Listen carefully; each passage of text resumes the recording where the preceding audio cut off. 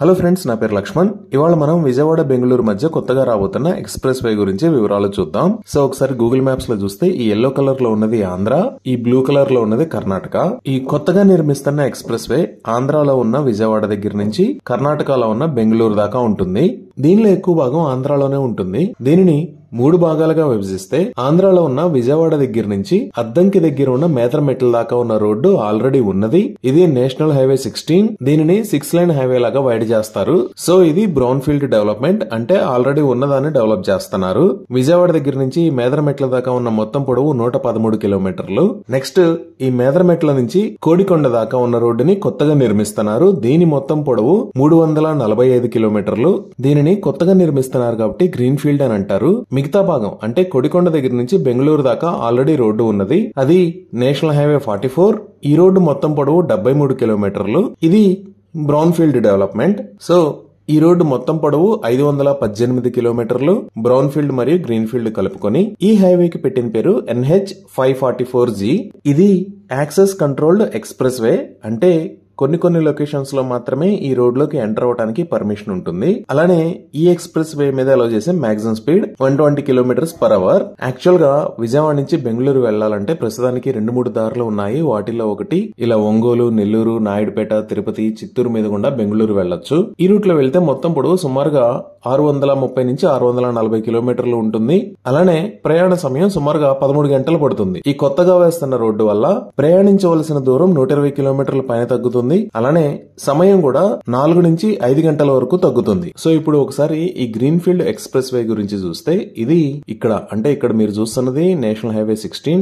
ఇది దాటిన తర్వాత ఇక్కడ మేదరమెట్ల మరియు అద్దంకి మధ్యలో ఈ లొకేషన్ లో స్టార్ట్ అవుతుంది. ఇక్కడ నుంచి మొదలయ్యి ఇలా పొదిలికి దగ్గర నుంచి దీని తర్వాత ఇక్కడ కనిగిరిని క్రాస్ చేస్తుంది. ఇంకొంచెం ముందుకు వస్తే కంబం ఫారెస్ట్ రేంజ్ నుంచి క్రాస్ చేసుకుని పోరిమామిళ్ల పక్క నుంచి వెళ్తుంది. దీని తర్వాత ప్రొద్దుటూరు పక్క నుంచి వెళ్తుంది. ఈ ప్రొద్దుటూరు దాటిన తర్వాత నెక్స్ట్ పులివెందుల పక్క నుంచి వెళ్తుంది. ఇంకా తర్వాత దీనికి దగ్గరలో ఉన్న పెద్ద సిటీ పుట్టపర్తి. ఈ పుట్టపర్తి దాటిన తర్వాత ఇలా వచ్చి గోరంట్ల దగ్గర ఇలా వచ్చి బెంగళూరు నుంచి వచ్చే నేషనల్ హైవేని కోడికొండ దగ్గర కలుస్తుంది.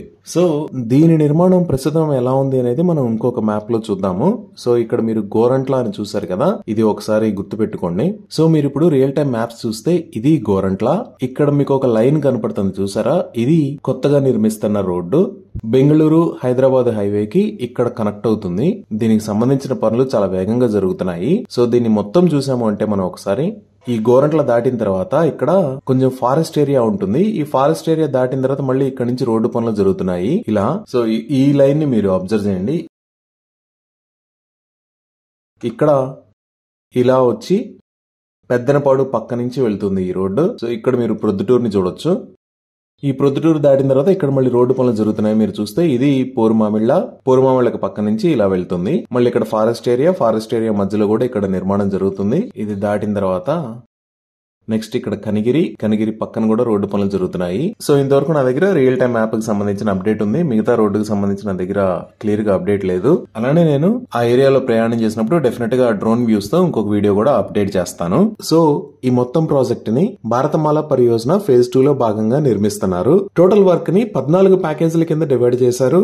అలానే 13 లొకేషన్స్ లో ఇంటర్చేంజెస్ వస్తాయి. అంటే ఈ 13 లొకేషన్స్ లో మాత్రమే మీరు ఈ యాక్సెస్ కంట్రోల్డ్ ఎక్స్ప్రెస్ వే ని ఎక్కటానికి గానీ దిగటానికి గానీ అవకాశం ఉంటుంది.